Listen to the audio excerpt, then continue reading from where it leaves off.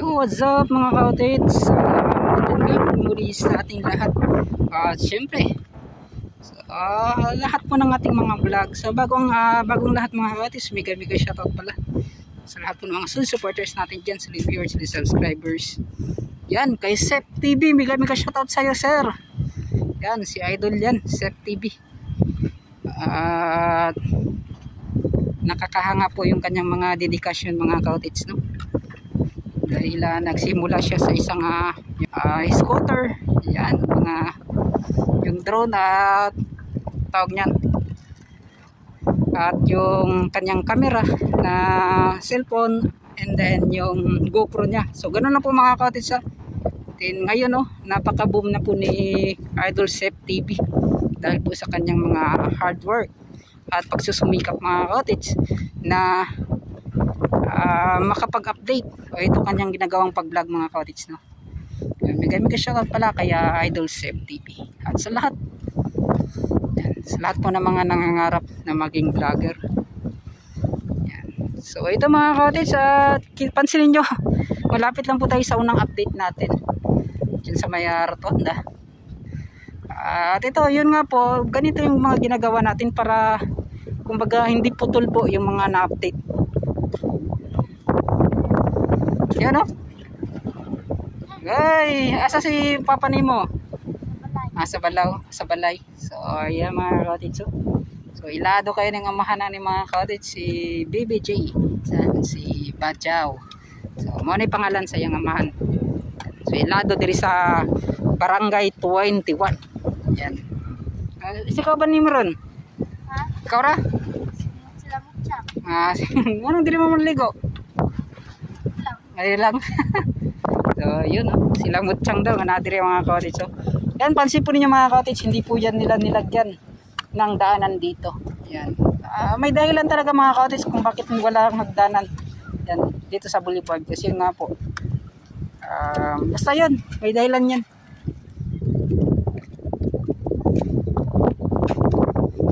So ito, i-retouch fan dito mga ka-outits.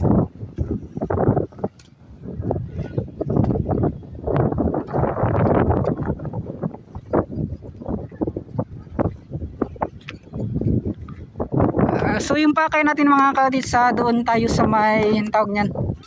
Doon tayo sa may Davao River Bridge, sa may Bukana segment, yung dulo. Yan. So titingnan natin. May nakita kasi tayong mga ka-outits May nakita tayong tawag niyan, yung bako doon sa dulo. So kaya i-confirm naman natin mga ka-outits, ano pa yung meron doon. Baka sa paulit-ulit nating paglalakad doon sa dulo mga ka-outits, may makuha na tayong update, may mga pagbabago na. Dahil kung may drone po tayo mga ka-outits, kahit paliparan lang natin yan doon mga ka-outits, makikita na natin ano yung meron doon. Kasi nga po ay ganito po muna, lakad-lakad po muna tayo, dala exercise sa init na to. At yun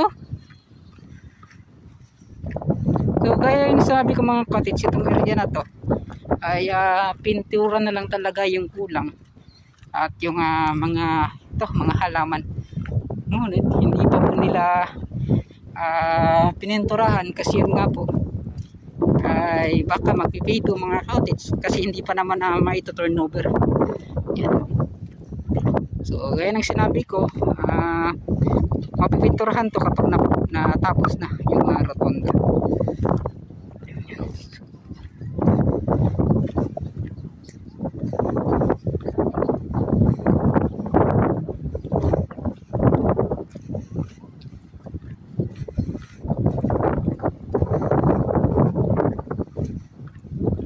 So yun, sa gustong sumali sa Ironman Philippines dito po sa Davao City,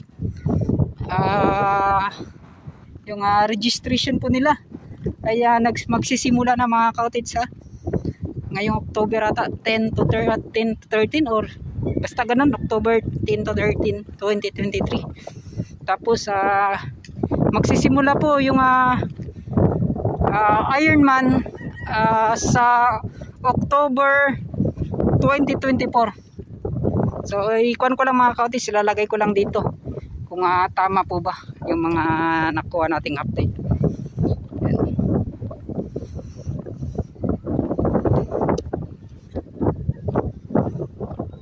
So gaganapin yan dito sa Davao Coastal Road. So malamang dyan po sa may Times Beach. Yan, ikotin yan hanggang sa may tawag nyan, doon sa may Bago Playa. Yan. Tapos din doon sa may MacArthur Highway. Parang ganun nata mga cottage yung nabasa ko. Basta nasa haba talaga mga cottage na 21 kilometers ata. So back and forth ata daw yung 21 kilometers na yun.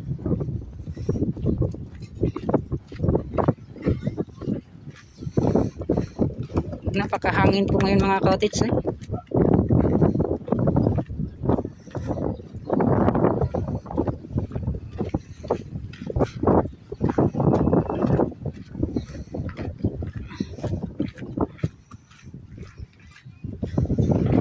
So ito kita kayo dun sa unahan. Let's go. At ito mga cottage dito na sa unahan. Yan o. So yun pala mga cottage, tama ka tayo meron talagang yan o, meron pong sasakyan na pumunta din doon sa dulo. Yan. So si sir at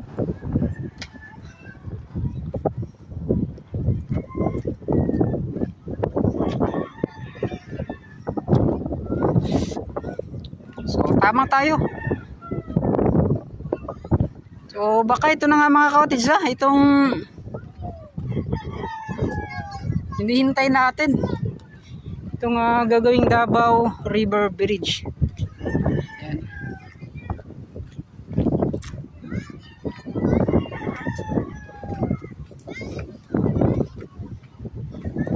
Ngunit yun mga cottage yung tanong din sa itong tawag nito, yung sa Samal Island. Dati kasi sa napagtanungan natin doon sa mga nagtatrabaho din, yung mga gamitan daw ay may ilalagay na doon sa publication nung buwan po ng August. Yan po mga cottage. Ngunit ay yun nga po, parang wala na tayong mga update. Kasi yun nga po mga cottage, may napagtanungan kasi tayo sa ginagawa nga Davao River Bridge ay parang wala natang tao doon, yung mga manggagawa parang tapos na ata. So yun mga katanong kung kailan naman daw umpisahan yung gagawing tulay. Yan. So hindi na ako nakapunta doon mga cottage kasi nga po yung laging bumabalik po yung sakit ng ulo natin talaga.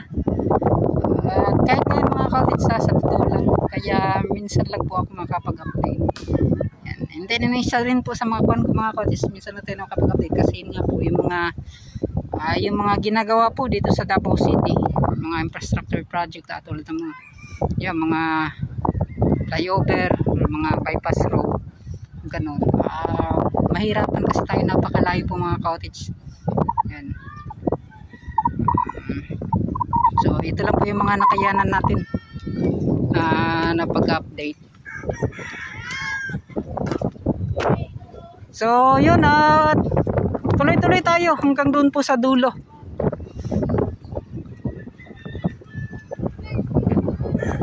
So ganun lang po mga cottage mga ginagawa natin na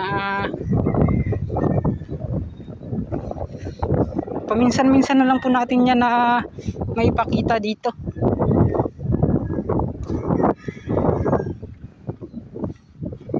Ngunit dito naman sa itong package mga cottage, ito ay package 23, 22 at package 54 na po yung dulo. At makikita naman ninyo kung gaano po kalinis, gaano po kaganda pa rin itong dito banda. Yan o. Sa tingin ko bihira na lang kasi yung pumupunta dito. Bihira lang po. Madalas kasi mga cottage dyan lang bandaw sa may minor bridge na yan. Ngunit dito bihira na lang. Napakalayo pa kasi mga cottage oh. Kapag maglakad ka. Ngunit kung gusto mo mag-jogging mga cottage, napakaganda dito kasi yung hangin sariwa. And then naglalakad kayo or nag-jogging kayo hanggang doon po sa dulo. Ay napakaganda.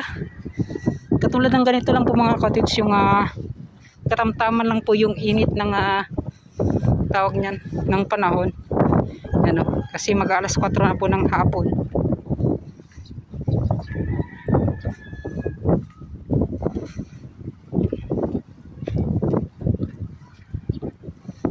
Ayun, so far walang nagbago mga cottage dito banda. Napakaganda pa rin. So yun o, at punta natin dun sa dulo mga cottage. So doon na po tayo magkitang-kita. And let's go.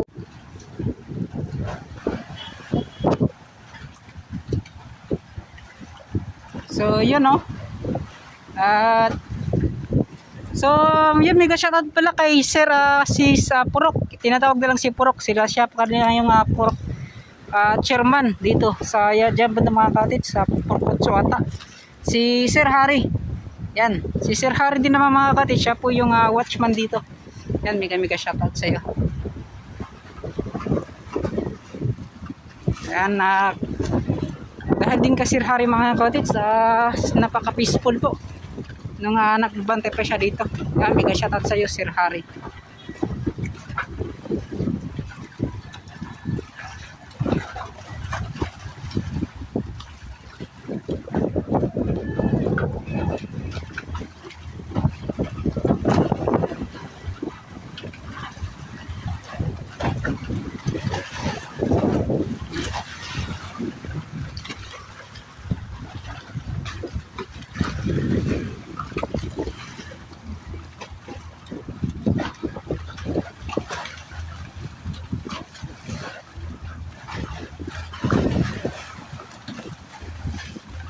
Yan, so yung mga cottage.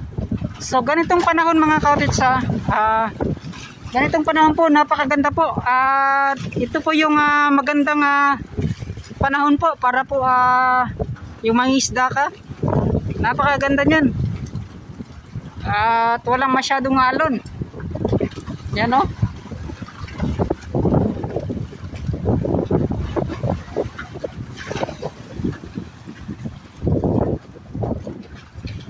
So soon mga cottage, makapunta tayo doon sa Samal. Yan o. Makapangisda na tayo. So matagal na mga cottage. Taon na yung lumipas. So yun, dito mga cottage yan. So ito po yung kuwan pa talaga oh. Ito yung sinabi ko dati na nasa isang expad na po. Halapit na po sa isang expad yung kanyang matabunan itong buhangin po mga cottage. So meron na po yung tawag niyan mga cottage, meron na po yung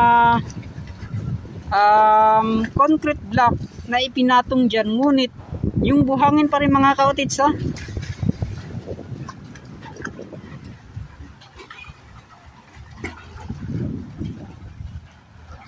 Kita naman ninyo, nakakon pa rin oh. Baga ni saka gyapon diri sa taas oh.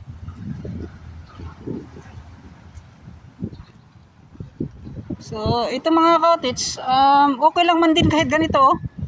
Mas maganda nga din mga cottage no, na malagyan po ng buhangin kasi yun nga po, hindi na masyado makapunta dito yung tubig o itong dagat. Katulad niya mga cottage oh. So yung hampas na lang ng alon, so dyan na lang po sa likod. Yan. At so maganda man tingnan mo kahit ganito mga cottage. Para sa akin mas okay yung ganito oh. Kasi yung paglaki talaga ng alon, hindi na po kailangan na makapunta dito. Bawat pampas po ng araw dyan sa likod hanggang dito sa loob.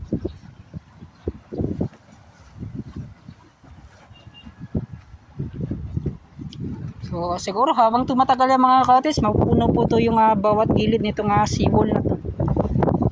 Sa tingin ko hanggang doon na ilang buwan lang yan mga cottage ha. Dati wala pa to dito ha, wala. Doon pa yung sinabi ko dati yan. Dito wala pa yan. Ngayon ay talagang yung expands na. Yung natatabunan. At di na po natin makikita yung concrete block na kanyang pinagpatungan. So yun, ito yung update natin dito. So yung mga cottage yung palagay natin na walang nagbago. Yan. So meron mga cottage kasi yun nga po ay katulad ng mga cottage pinasili po sa inyo. Yan. Ngunit yan So dito naman yan parang salinog ni mga cottage ba. Yan sa tingin ko sa lindol to. Hindi naman to basta-basta maging kwan lang mga cottage yan Yan, itong bitak na to. Kasi nung mga week na ata yung nakalipas dito sa Mindanao mga cottage, napakalakas po ng lindol. 6.7 ata yung sa may 6.2 sa may General Santos ata yung mas tinamaan talaga. Yan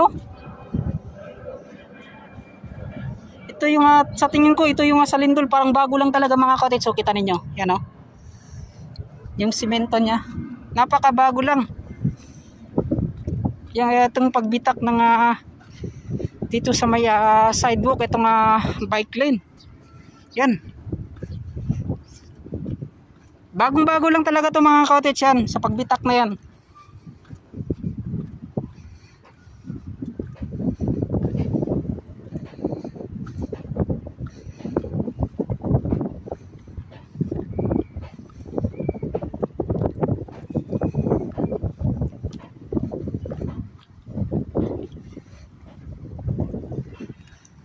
So dito naman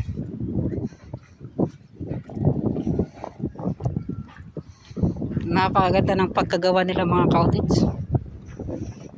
Napakakinis, napakalinis. Ngunit yun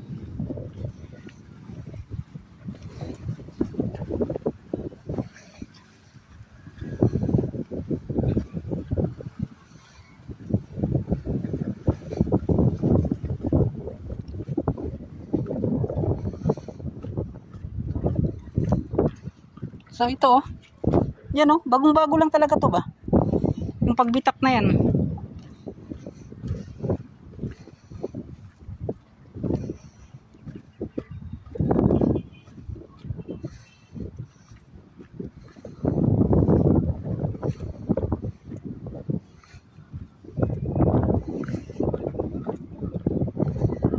So yan at lagi po tayong mag-ingat mga cottage, lalong-lalo sa mga yan, sa mga flash floods, sa mga yan, sa mga lindol.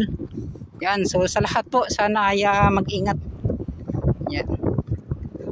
So may anglers dito mga cottage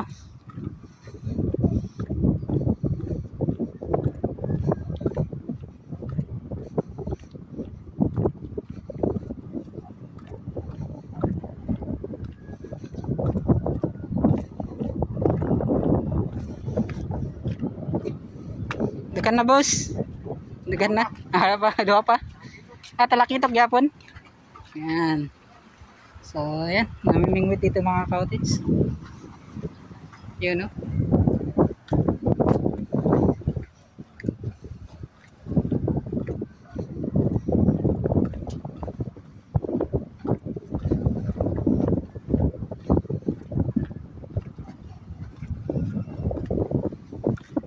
So yung mga cottage napakalapit na natin dyan sa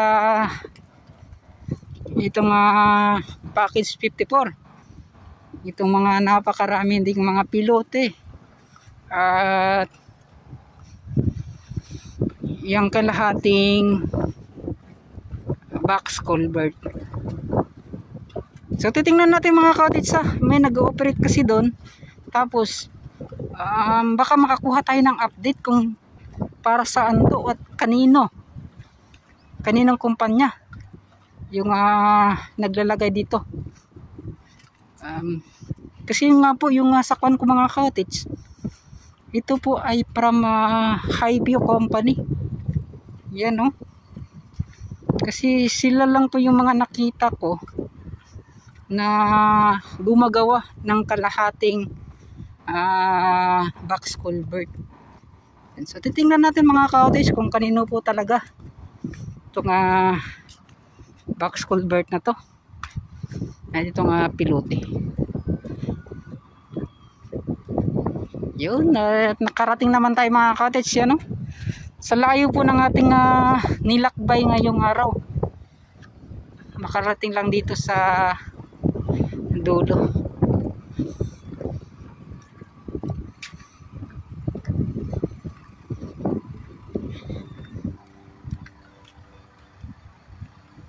Yan.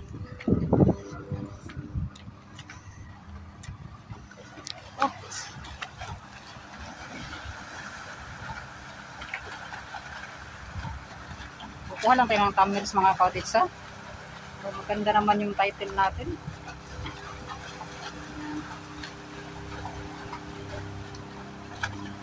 So yun mga ka-cottage,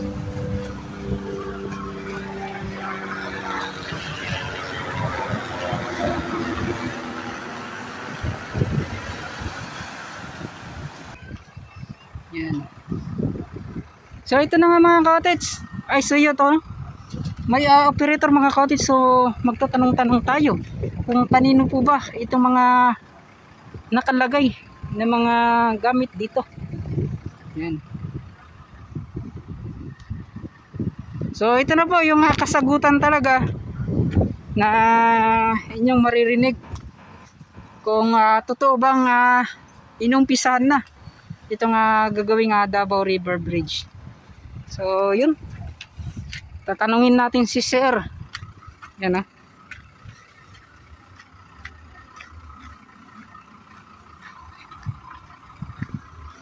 okay.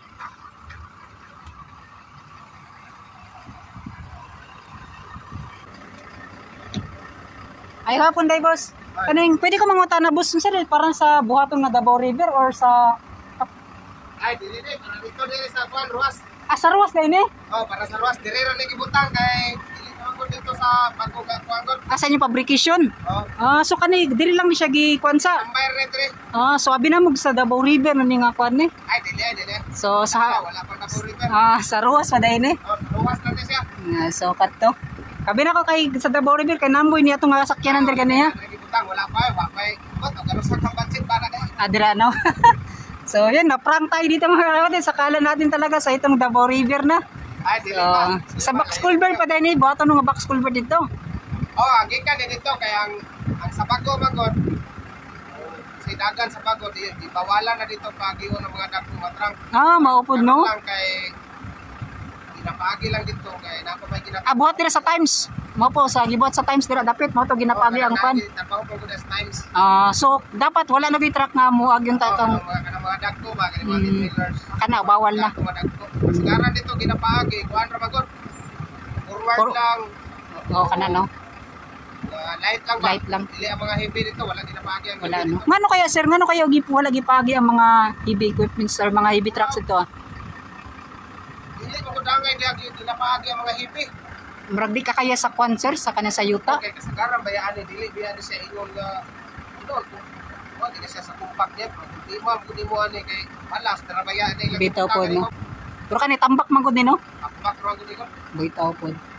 So kanan dia kay spaltor mo na tanan. Bitaw po. So puso kita nila ilang gilantaw yo kasay kwan ba kay spaltor kay kanang simento.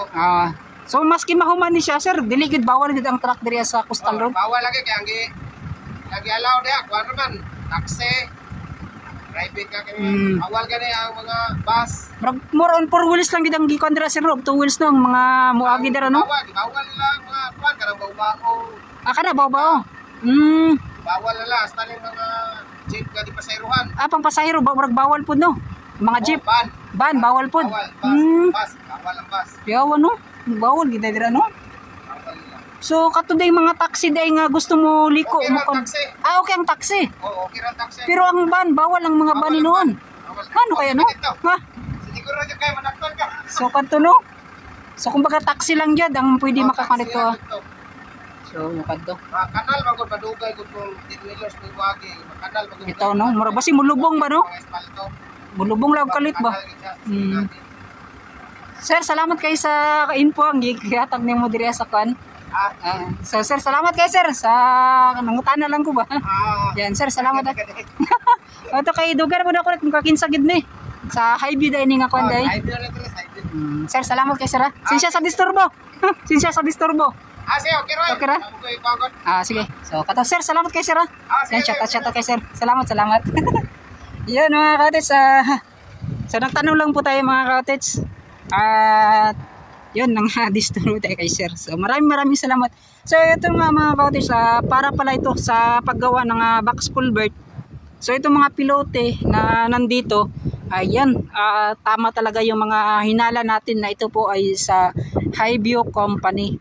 So kaniyong sa kanila mga ka-outits, dito na lang talaga nila nilagay itong mga kagamitan na to kasi yun nga po ay yung mga heavy trucks doon kasi mga ka-outits sa may Times Beach and then sa may tawag niyan sa may Bagua Playa hanggang Bagua Playa ay pinagbabawal talaga yung mga heavy trucks na dumadaan kasi yun nga po nakadaan lang ngayon mga ka-outits yung mga truck na yun kasi yun nga po may operation or mga ginagawa pa dyan sa may tawag niyan dyan sa may Times Beach Rotonda yung mga park.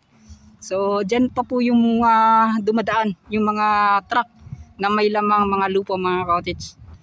Yan nga. So isa rin sa mga dahilan siguro kung bakit hindi pinapadaanan ng mga malalaking sasakyan mga ka-outits tulad ng mga truck. Kaya ito po ay tambak lang kasi. So yun siguro yung mga dahilan mga ka-outits baka po ay sa araw-araw po ng pagdaan po ng mga truck ay ito po baka po ang tawag niyan. Baka basta mulubong siya ba kadugayan. So yun.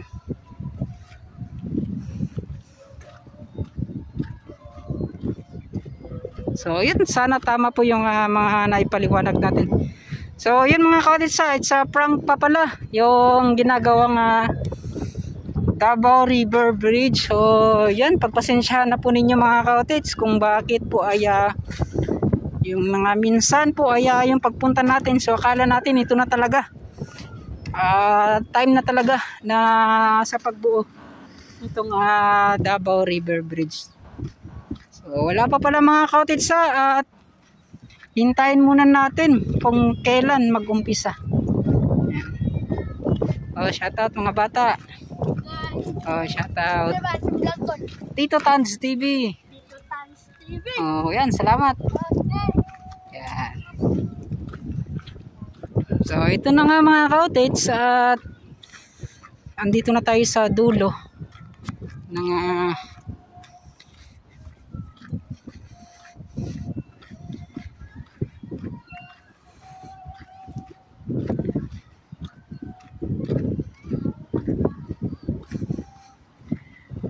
Bukana segment. Yan.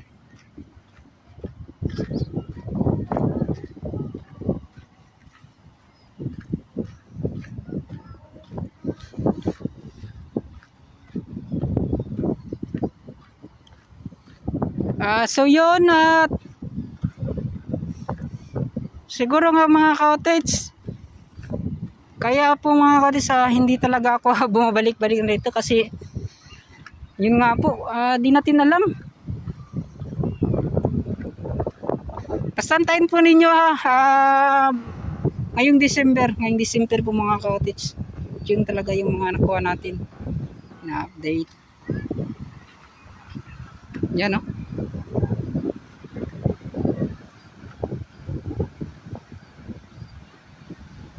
So sana matuloy na itong Davao River Bridge.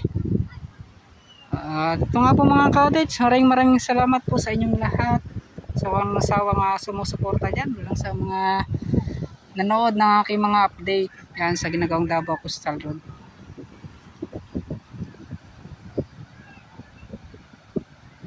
So mega shoutout pala sa lahat po ng mga solid supporters natin, solid viewers, solid subscribers. Yan. So dati mga ka-cottage dyan banda, napaka lulubog ka po yung putikan pen dati. Ngayon may mga buhangin na. Yan. So hanggang dito na lang mga ka-cottage mega shoutout pala sa lahat po ng mga yan, mga FWs natin dyan, mega shoutout. At hanggang dito na lang, magpapaalam na po ako. Yan. God bless po sa inyong lahat.